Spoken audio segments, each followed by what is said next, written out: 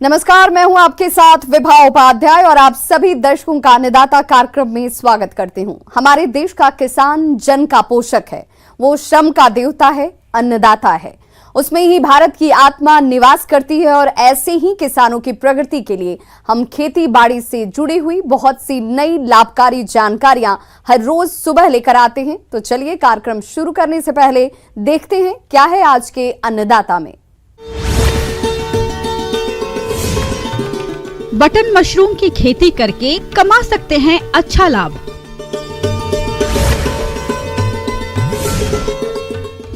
अधिक उत्पादन के लिए लौकी की फसल में जरूरी कार्य।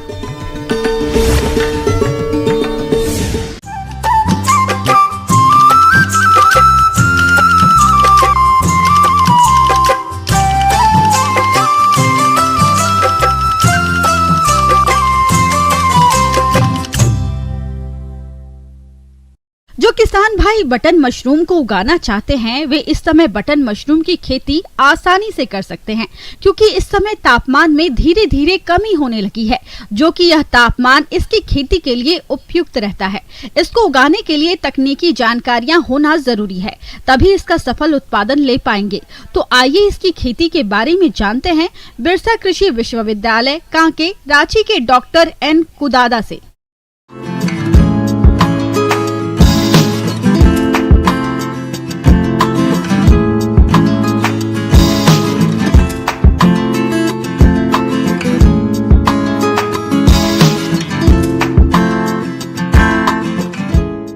आज मैं आप लोगों को बटन मशरूम की व्यावसायिक खेती के संबंध में या उसको कैसे उत्पादन करेंगे या वैज्ञानिक तरीके से हम लोग कैसे उत्पादन करेंगे बटन मशरूम का, उसके बारे में विस्तृत जानकारी आप लोगों को दे दूंगा। बटन मशरूम की मांग बाजार में सबसे अधिक होती है। बटन मशरूम की खेती भारत में सबसे अधिक की जाती है। बटन मशरूम उत्पादन के लिए ठंडी जलवायु ही उपयुक्त होती है। बटन मशरूम रबी के सीजन में उगाया जाता है। इसके उत्पादन के लिए अक्टूबर से फरवरी का समय अनुकूल होता है। जो आपको टेम्परेचर रखनी चाहिए उस पर ध्यान देने की चाहिए, ध्यान देने बहुत ज़रूरी है। जैसे टेम्परेचर आपको तापमान जो है ना 23+1 डिग्री सेंटीग्रेड तापमान होनी चाहिए, और बेड का तापमान यानी कि पीपीपी बैग का तापमान उससे 1 डिग्री सेंटीग्रेड ज़्यादा होनी चाहिए, यानी कि 24+1 डिग्री सेंटीग्रेड तापमान होनी चाहिए।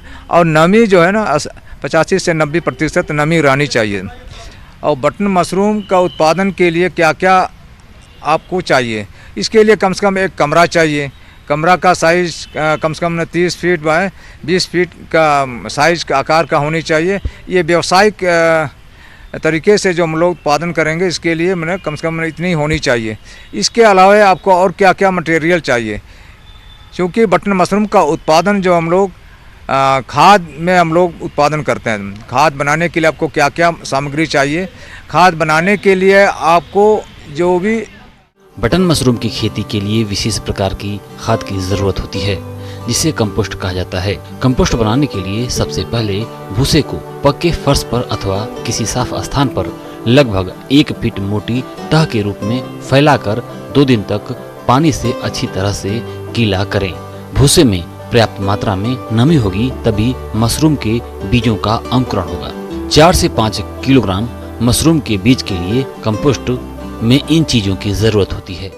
कंपोस्ट को कैसे बनाते हैं और उसके लिए क्या क्या आवश्यकता पड़ती है, क्या क्या सामग्री की आवश्यकता होती है, तो उसके संबंध में मैं आप लोगों को विस्तृत जानकारी दूंगा। सबसे पहले गेहूं का भूसा लें या आपका धान का भूसा भी ले सकते हैं, लेकिन जो भी लेंगे मिनिमम कम से कम 5 क्विंटल का ये होनी चाहिए। गेहूं का भूसा 5 क्विंटल लेनी चाहिए। इसके साथ उसी रेशियो में आप दे सकते हैं यूरिया 8.5 kg और कैल्शियम अमोनियम नाइट्रेट 10 kg लें। सिंगल सुपर फॉस्फेट आपका 5 kg और म्यूरेट ऑफ पोटास 5 kg और चोकर 25 kg और गुड़ का सीरा 11 kg और जिप्सम 50 kg और फुराडॉन या मुर्गी खाद हम लोग लेते हैं 175 kg। इतनी सामग्री आपको इकट्ठा कर लेनी होगी पहले ही, जब खाद बनाने से पहले ही आपको मिनिमम यानी कि कम से कम 5 क्विंटल स्टॉक का बनाना होगा, क्योंकि अगर मान लीजिए इससे कम बनाएंगे तो क्या होगा, उसका डिकम्पोज नहीं हो पाएगा। जैसे 28 दिन में आपका कंपोस्ट तैयार हो गया, तैयार होने के बाद फिर आपको और क्या क्या सामग्री चाहिए। तो 28 दिन के बाद हम लोग स्पोनिंग करते हैं, यानी कि बिजाई करते हैं। बिजाई का मतलब है कि कंपोस्ट और बीज को मिलाने की प्रक्रिया को ही हम लोग बिजाई कहते हैं। तो बिजाई करने से पहले आपको क्या क्या सामग्री चाहिए? सबसे पहले तो पीपीपी बैग जो है, पॉलीथीन का जो बैग है उसको लेना चाहिए। लें, इसका भी साइज़ है आपको 30 इंच बाय 20 इंच आकार का आपका पॉलीथीन का साइज ले लें। इसके अलावा स्पोन यानी कि बीज चाहिए। इसके बाद लिखने के लिए मार्कर का पेन चाहिए। बटन मशरूम का बीज स्वास्थ्य और फफूंद मुक्त होना चाहिए। 1 क्विंटल कंपोस्ट में तकरीबन 500 से 700 ग्राम बीज उपयुक्त होता है। इन बीजों को कंपोस्ट में अच्छी तरह से मिलाते हैं। इसके लिए इन्हें पॉलीथीन शीट या पॉलीथीन की थैलियों में भरा जाता है। बीज भरकर पॉलीथीन को ऊपर से मोड़कर बंद कर देते हैं। हाफ मुट्ठी लेकर के स्पोन यानी कि बीज इसमें थोड़ा सा गिरा देते हैं। गिराने के बाद फिर आपको 6-7 इंच तक खाद को हल्का भर दें। भरने के बाद फिर हल्का हल्का इसको दबाना नहीं है, इसमें हल्का ये करना है। भरने के बाद फिर उसमें किनारे किनारे स्पून को गिरा दें और बीच में भी हल्का सा डाल दें। उसके बाद इसी तरह से बटन मशरूम में चूँकि एक बैग में हम लोग कम से कम 8 kg खाद बनाते हैं, खाद भरते हैं। आपको कोई और एक रूम जो है ना, स्पूनिंग रन रूम में हम लोग इसको बैग को रखते हैं। वहाँ पर भी आपको जैसे बांस का रैक होनी चाहिए, या बांस का रैक बना लीजिए, या टांगने का है तो टांगने वाला बना दीजिए। लेयर ऊपर नीचे टांगने का बना सकते हैं। लेकिन आजकल ज़्यादा सहूलियत होती है बांस का रैक में बना करके रखने में ज़्यादा सहूलियत, क्योंकि इसमें वज़न भी बहुत ज़्यादा है, 8 kg है। जिस दिन मैंने बिजाई की है उस दिन का तारीख लिख देना चाहिए, ताकि आपको 10-12 दिन में आपका माइसीलियम जो है ना, फंगस जो है ना ऊपर तक आ जाएगा। केसिंग करते हैं। केसिंग का मतलब है कि उसके ऊपर में हम लोग परत डाल देते हैं केसिंग मिश्रण का। केसिंग मिश्रण बनाने के लिए भी कई विधियाँ हैं। उसमें जैसे 2 साल पुराना कंपोस्ट और मिट्टी दोनों को बराबर भाग में मिला करके आप उसको स्लाइस करने के बाद आप इसको कर सकते हैं। लेकिन ये तुरंत नहीं करना है, जैसे आपको पहले से तैयार करके रखना होगा। दोनों बराबर भाग में ले करके उसको स्लाइस कर लीजिए। स्लाइस क्यों करते हैं? क्योंकि इसमें भी बहुत सारा फंगस, जीवाणु, बैक्टीरिया वगैरह रहता है, उसको मारने के लिए हम लोग उसको स्लाइस कर लेते हैं। स्लाइस करने के लिए आपको बेबिस्टिन और फॉर्मल्डिहाइड से स्प्रे कर लीजिए। स्प्रे करके बढ़िया से मिला लीजिए। अब जैसे बालू सीमेंट जैसे मिलाते हैं उसी तरह से मिला करके उसको अच्छी तरह से मिला दीजिए। बोरा से या जूट का बोरा या पॉलीथीन से ढक दीजिए। ढकने के बाद 3 से 4 दिन तक ऐसे ही छोड़ दिए, ताकि बढ़िया से स्लाइज हो जाए। 3-4 दिन के बाद फिर हम उसको चेक कर लेते हैं कि कहीं इसमें अमोनिया का गंध तो नहीं है, फॉर्मेलिन का गंध तो नहीं है। तो अगर मान लिया गंध है तो 1-2 दिन और उसको रखते हैं। इसके बाद फिर हम चेक कर लेते हैं, तब तक तो ख़त्म हो जाता है। ख़त्म होने के बाद फिर हम उसको उसी मिट्टी से हम लोग केसिंग मिश्रण से जो बैग स्पोन रन बैग जो के ऊपर जो माइसीलियम आ गया उसके ऊपर थोड़ा सा रफिंग कर देते हैं। रफलिंग के बाद फिर रफलिंग मतलब थोड़ा सा क्रॉच देते हैं। तो इसके ऊपर हम लोग परत केसिंग मिश्रण का परत बिछा देते हैं। इसके पहले मैं एक चीज़ और बताना चाहेंगे। जैसे स्पोनिंग करने के बाद हम लोग क्या करते हैं कि ऊपर का जो सतह है उसमें पानी क्या कहते हैं इसको पेपर से बिछा देते हैं, ताकि सूखे नहीं। तो बीच में हम लोग पानी का फुहारा देते हैं ताकि वो सूखे नहीं। स्पोनिंग के बाद ज़रूर उसमें पेपर से ढक देते हैं ताकि नमी उसमें बरकरार रहे। किसान भाइयों, अब लेते हैं एक छोटा सा ब्रेक।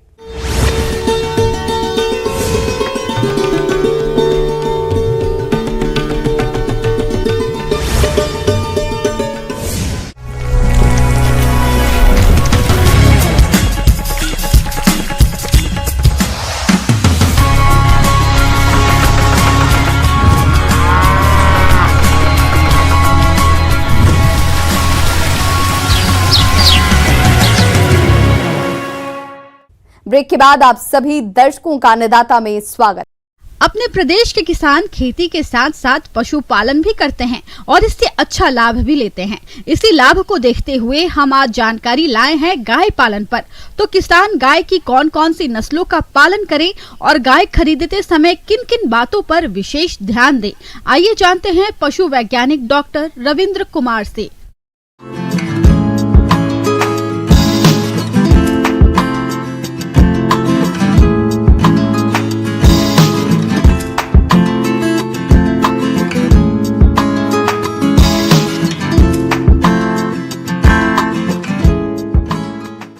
दुधारू गाय पालन हमारे किसानों के लिए बहुत ही फायदेमंद व्यवसाय है और ज़्यादातर किसान हमारे ग्रामीण परिवेश में दुधारू नस्ल का गाय पालन करते हैं। दुधारू नस्ल में हम लोग जो देसी नस्ल का भी पालन कर सकते हैं या फिर संकर नस्ल का भी पालन कर सकते हैं। देसी नस्ल में जो मुख्य नस्ल हैं रेड सिंधी, साहिवाल, गिर, थारपारकर, इन नस्लों का पालन कर सकते हैं। इन नस्लों का पालन करने से दूध का जो उत्पादन होता है और जो दूध की जो मांग है इन नस्लों का काफ़ी ज़्यादा है। ज़्यादा दामों में दूध का बिक्री हमारे शहरी क्षेत्रों में ज़्यादा इसका मांग है और ज़्यादा कीमत पे ये बिकता है। साथ ही साथ वैसे किसान जो ज़्यादा मात्रा में दूध उत्पादन चाहते हैं उनके लिए संकर नस्ल और मुख्य रूप से आप जर्सी या हॉल्स्टीन फ्रीजियन गाय का नस्ल का संकरण करा करके संकर नस्ल का पालन कर सकते हैं, जिसमें दूध उत्पादन लगभग 25 से 30 लीटर प्रति गाय भी हो सकती है। तो इस तरह से ज़्यादा नस्ल देने वाली गाय को भी आप पालन कर सकते हैं या फिर देसी नस्ल की गाय भी पालन कर सकते हैं। पशुपालन व डेयरी व्यवसाय में दुधारू पशुओं के दूध देने की क्षमता का बहुत ही महत्वपूर्ण स्थान होता है। इसलिए गाय भैंस की खरीदारी करते समय कुछ विशेष जानकारी होने की जरूरत हो जाती है। अगर आप पशु खरीदने जा रहे हैं तो ध्यान दें, तिकोने आकार की गाय अधिक दुधारू होती है। ऐसी गाय की पहचान के लिए उनके सामने खड़े हो जाएं। इससे गाय का अगला हिस्सा पतला और पिछला हिस्सा चौड़ा दिखाई देगा। शरीर की तुलना में गाय के पैर और मुंह, माथे के बाल छोटे होने चाहिए। दुधारू पशु की चमड़ी चिकनी, पतली और चमकदार होनी चाहिए। आंखें चमकीली, स्पष्ट और दोष रहित होनी चाहिए। आयन पूर्ण, विकसित और बड़े होना चाहिए। दूध दोहन के उपरांत थन को पूरी तरह से सिकुड़ जाना चाहिए। चारों थनों का आकार और आपसी दूरी समान होनी चाहिए। इसके साथ ही साथ जो गाय पालन में सबसे ज़रूरी चीज़ है वो आहार व्यवस्था है, आवास व्यवस्था है और बीमारियों से बचाव। इसमें आहार व्यवस्था में मुख्य रूप से देखा जाता है कि जो भी हमारे किसान भाई ग्रामीण परिवेश में गाय पालन कर रहे हैं वो संतुलित आहार नहीं देते हैं और गाय में मुख्य रूप से जो समस्याएं आती है जिसमें प्रजनन संबंधी समस्याएं, जो गाय गर्म नहीं होती है, पाल नहीं खा रही है, तो वैसी समस्याएं का मुख्य कारण जो है कि संतुलित आहार में कमी और पौष्टिक आहार में कमी, जिसके कारण ये सब समस्याएं आती है। तो हमारे जो पशुपालक हैं मैं उनको बताना चाहता हूं कि आप संतुलित आहार संतुलित मात्रा में दें। पशुओं को संतुलित आहार देना चाहिए क्योंकि पशु को संतुलित आहार नहीं देने पर पशु की स्वास्थ्य पर विपरीत असर पड़ता है। पशु कमजोर होकर बीमार होने लगता है। इसलिए पशुओं को प्रोटीन युक्त आहार दें। इसे आप घर पर भी तैयार कर सकते हैं। संतुलित आहार बनाने के लिए आप मकई, चोकर, बादाम खल्ली, मिनरल मिक्सचर, नमक, ये सब मिला करके आप संतुलित आहार बना सकते हैं। और साथ ही साथ जो है कि इसमें ज़रूरत के हिसाब से इसमें जो हम लोग आहार देते हैं हमारे दुधारू पशु में वो 3 रूप में उसको बांटा गया है। पहला है मेंटेनेंस राशन, दूसरा है प्रोडक्शन और तीसरा जेस्टेशन। मेंटेनेंस का मतलब कि उसके शरीर के रखरखाव के लिए जितना दाना की ज़रूरत होती है, जैसे 1.5 से 2 किलो जो मात्रा होती है दाना का, वो हम लोग मेंटेनेंस के रूप में देते हैं। और साथ ही साथ जो उत्पादन के लिए देते हैं, प्रति 2.5 से 3 किलो पर लगभग 1 किलो दाना संतुलित आहार जो हम लोग दुधारू पशु को देते हैं, जिससे उसकी जो समस्याएं हैं, जो रिक्वायरमेंट है वो उससे पूरा हो सकती है। इसके साथ ही साथ जो दुधारू पशु है उसको हरा चारा दें, तो उसमें प्रति 12 किलो चारा पे हम लोग 1 किलो दाना मिश्रण को कम भी कर सकते हैं। तो इस तरह से आहार व्यवस्था बहुत ही ज़रूरी है। साथ ही साथ आवास व्यवस्था भी बहुत ज़रूरी है। खास करके गर्मियों में देखा जाता है कि गर्मी के सीजन में अगर हम लोग आवास व्यवस्था अच्छी नहीं रख सकते हैं, जिसके कारण स्ट्रेस के कारण जो है कि दूध देने की क्षमता कम हो जाती है, तो उचित आवास की व्यवस्था करें, उचित जगह दें और साफ सुथरा सूखा आवास दें। पशुशाला की नियमित साफ सफाई नहीं करने पर मच्छर, मक्खी और हानिकारक कीट पनपने लगते हैं जो कि पशुओं को नुकसान पहुंचाते हैं और कई रोगों का प्रसार करते हैं। इससे बचने के लिए पशु आवास की नियमित सफाई करें और कम से कम 1 सप्ताह में लाल दवा से आवास के फर्श की धुलाई करें। साथ ही पशुशाला और उसके आसपास के क्षेत्र में चूने का भुरकाव करें। इसके अलावा पशुओं को बीमारियों से बचाने के लिए नियमित रूप से टीकाकरण कराएं।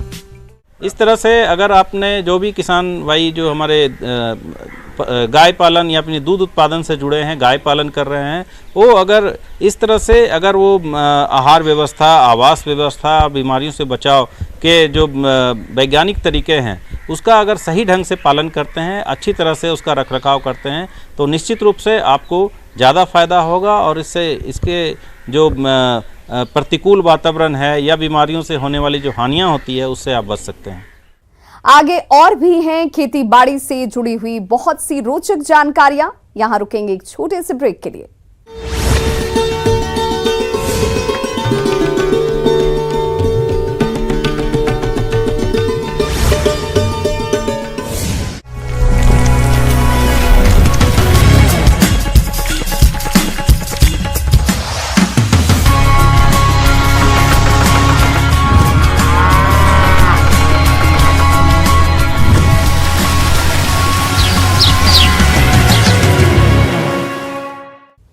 ब्रेक के बाद एक बार फिर से आप सभी दर्शकों का अन्नदाता कार्यक्रम में स्वागत है।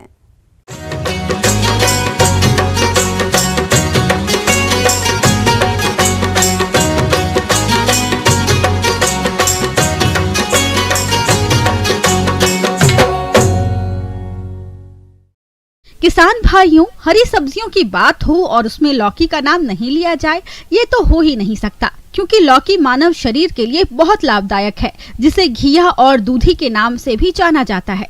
इसकी खेती प्रदेश के लगभग सभी जिलों में की जाती है, लेकिन लौकी का अधिक उत्पादन प्राप्त करने के लिए फसल में कुछ जरूरी कार्यों को करना चाहिए। इस बारे में जानकारी दे रहे हैं विषय विशेषज्ञ हेमलता वर्मा।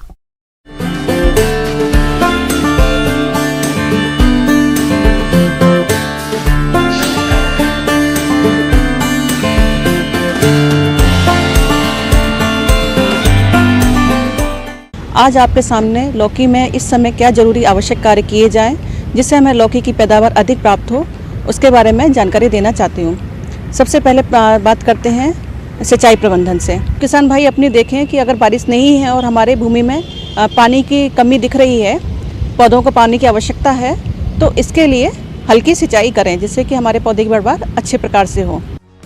किसान भाई फसल के साथ अनेक प्रकार के खरपतवार उगाते हैं जो कि फसल के साथ प्रतिस्पर्धा करते हैं, इसलिए आप इनका समय रहते नियंत्रण कैसे करें, इसकी जानकारी कुछ इस प्रकार से है। खरपतवार क्या करते हैं, जो हमारे पौधे की वृद्धि है उसको प्रभावित करते हैं और उससे हमारे जो पौधे की वृद्धि सही प्रकार से नहीं हो पाती है और हमारे जो फल फूल हैं वो अच्छे से नहीं आ पाते हैं। तो इसलिए किसान भाई अपने खेत में खरपतवार ना उगने दें। इसके लिए जो हल्की निदाई गुड़ाई करते रहें समय समय पे। अगर खरपतवार उग रहे हैं तो समय समय पे निकालते रहें, इस बात का विशेष रूप से ध्यान रखें। जैसे कि हमारे पौधे की वृद्धि हो गई है तो इस समय हमने शुरुआत में गोबर की खाद, नाइट्रोजन आदि, फास्फोरस और पोटास की पूरी मात्रा दी गई होगी। अब जो हमारी नाइट्रोजन की शेष मात्रा बची है वो इस समय हमारे पौधे किस अवस्था पे हैं उसमें से आधी मात्रा अभी दे दें और शेष मात्रा जब हमारे पौधे के फल आने लगे उस समय टॉप ड्रेसिंग के रूप में दें। किसान भाई अभी कई तरह के माइक्रोन्यूट्रिएंट्स भी बाजार में उपलब्ध हैं, उनका भी हम घोल बनाकर अपने पौधे में थाले के में आसपास दे सकते हैं, उससे भी हमारे पौधे की वृद्धि अच्छे प्रकार से होती है। अब हम बात करते हैं लौकी में लगने वाले प्रमुख कीट के बारे में। तो सबसे पहले इसमें एक आता है रेड पम्पकिन बीटल, जिसको लाल कद्दू का कीड़ा बोलते हैं। तो ये कीड़ा बहुत पौधे की क्षति पहुंचाता है और ये मुख्य कीड़ा है लौकी की फसल में। तो ये शुरुआती अवस्था में पत्तों को खाता है, कभी फूलों को नुकसान पहुँचाता है। तो इस कीट के प्रभाव से हमारे जो पौधे की उपज है, लौकी की उपज है, वो प्रभावित होती है। तो शुरुआती अवस्था में ही दवाई का प्रयोग करें। दवाई के लिए हम मिथाइल डाइमेटोन का 1 ml दवा प्रति लीटर के हिसाब से घोल बनाकर छिड़काव कर सकते हैं। फिर किसान भाई एक अन्य कीड़ा आता है फ्रूट फ्लाई, मतलब फल मक्खी। एक मक्खी होती है जो पौधे के शुरुआती अवस्था में फल के अंदर अंडे दे देती है और फिर जब पौधा हमारा फल बढ़ने लग जाता है तो इसकी इल्ली पौधे को क्षति पहुँचाती है, फल को, और अंदर सड़ा हुआ निकलता है। इस कीट की मक्खी फूल से फल बनते समय उनमें अपने अंडे दे देती है और फल बड़े होने पर इसके मैगट फलों को अंदर ही अंदर खाते रहते हैं, जिससे फल सड़ जाता है। तो आप इस कीट के नियंत्रण के लिए सबसे पहले खेतों में 10 से 15 प्रति हेक्टेयर की दर से मेथाइल यूजिनॉल ट्रैप लगाएं, जिनमें नर फल मक्खी एकत्रित होकर नष्ट होती रहती है। इसके रासायनिक नियंत्रण के लिए डाइक्लोरोवास दवा की 2 मिलीलीटर मात्रा का प्रति लीटर पानी के हिसाब से घोल बनाकर छिड़काव करें, जिससे इस कीट पर आसानी से नियंत्रण पाया जा सकता है। किसान भाइयों, अब हम चर्चा करेंगे लौकी में लगने वाले प्रमुख रोगों के बारे में। क्योंकि मौसम में जैसे ही चेंज आता है तो हमारे फसल में कई तरह के रोग उत्पन्न होते हैं। इस समय प्रमुख रोग है लौकी की फसल में पाउडरी मिल्ड्यू या सफ़ेद भभूतिया रोग भी बोलते हैं। इसमें सफ़ेद सा पाउडर हमारे पौधों की पत्तियों में, फलों पर, सब जगह आ जाता है और जिससे हमारे जो पाउडर के कारण हमारे जो पौधे की बढ़वार है वो अच्छे से नहीं होती, फूल भी नहीं आते हैं और फिर हमारे फसल को प्रभावित करते हैं, उपज को। तो किसान भाई इसके लिए कार्बेंडाजिम नाम की एक दवा आती है, इसकी 2 ग्राम मात्रा प्रति लीटर के हिसाब से घोल बनाकर स्प्रे करें, जिससे कि शुरुआती अवस्था में ही हम रोग का नियंत्रण करें। क्योंकि अगर यह रोग ज़्यादा बढ़ गया तो हमारी पूरी फसल को प्रभावित करता है। तो लौकी की फसल में एक प्रमुख रोग और है जिसे पीला मोज़ेक रोग कहते हैं। ये रोग एफिड के द्वारा या चैपा के द्वारा फैलता है, एक विषाणुजनित रोग है। इस रोग में पौधों की पत्तियों पीली पड़ जाती हैं और इससे हमारे सीधे सीधे फल आना, फूल बनना कम हो जाते हैं। ये कीट फसल की पत्तियों, शाखाओं और फलों का रस चूसकर नुकसान पहुंचाते हैं। इसका सीधा प्रभाव फसलोत्पादन पर पड़ता है। तो इन रस चूसक कीटों के जैविक नियंत्रण के लिए फसल में प्रति एकड़ 8 से 10 नीले और पीले चिपचिपे ट्रैप लगाएं। साथ ही 5 मिलीलीटर नीम तेल को 1 लीटर पानी में घोलकर फसल पर छिड़काव करें। कीट से हम अपना नियंत्रण पा सकते हैं अपनी फसल में और ये रोग को बढ़ने से रोक सकते हैं। धन्यवाद।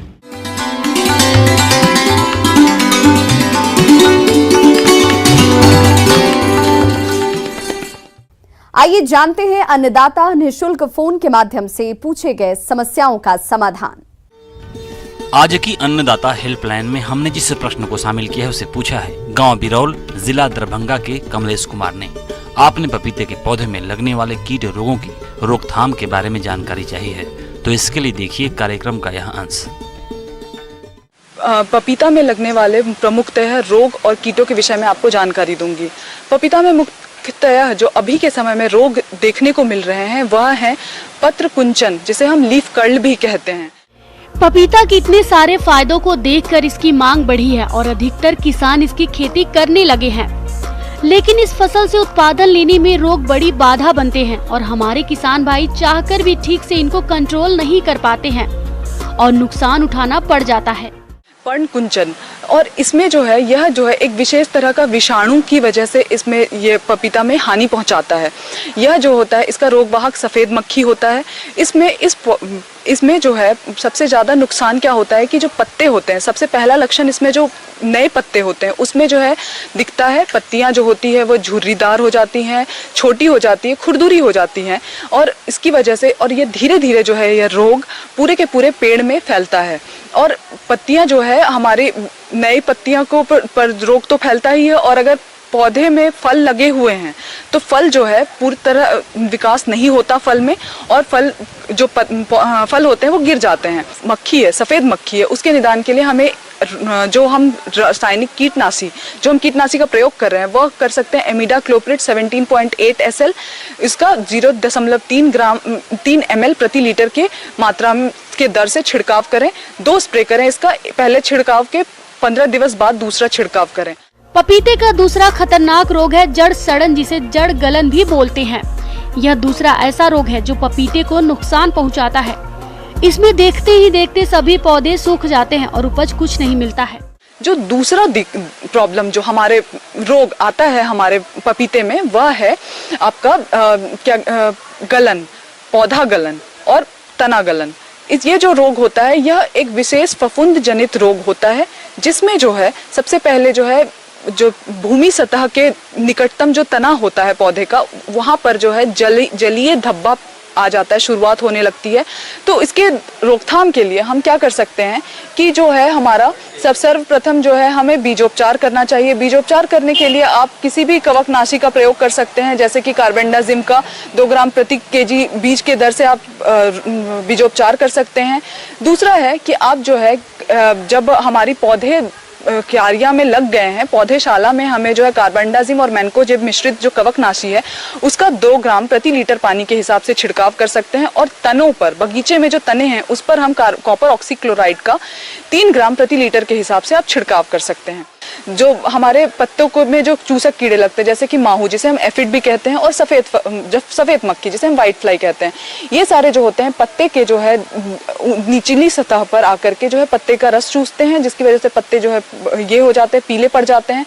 खरपतवार मुक्त तो रखना ही चाहिए हमारे खेत को। साथ ही साथ हमें एक स्प्रे करना चाहिए कीटनाशी का, जिसका हम एमिडाक्लोप्रिड कर सकते हैं 17.8 SL, जिसका प्रति लीटर 0.3 ml प्रति लीटर पानी के हिसाब से हम छिड़काव कर सकते हैं। तो इन सब से जो है आपको निदान पहुंचेगा और आपका जो है पौधा भी रोग और कीट मुक्त होगा। धन्यवाद।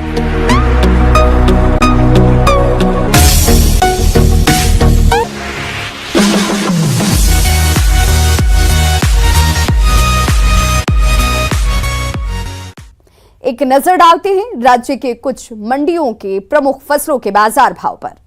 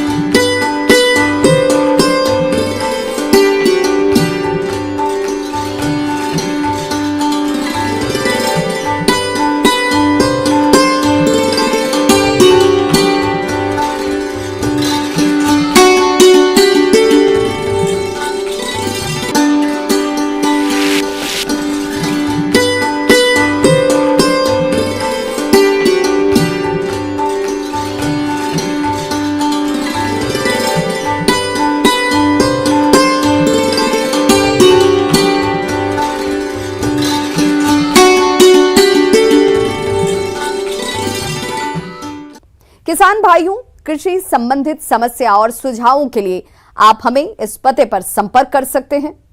Producer Annadata, news 18 Bihar Jharkhand, Ramoji film city Hyderabad 501512। साथ ही आप हमें ईमेल भी कर सकते हैं। हमारा ईमेल एड्रेस है p18annadatabihar@nw18.com। इसके अतिरिक्त आप हमें निःशुल्क हेल्पलाइन नंबर 1800889216 पर सोमवार से शनिवार सुबह 10 बजे से शाम 4 बजे के बीच संपर्क भी कर सकते हैं। अब समय हो रहा है आपसे विदा लेने का। कल फिर होगी मुलाकात कृषि से जुड़ी महत्वपूर्ण जानकारियों के साथ। नमस्कार।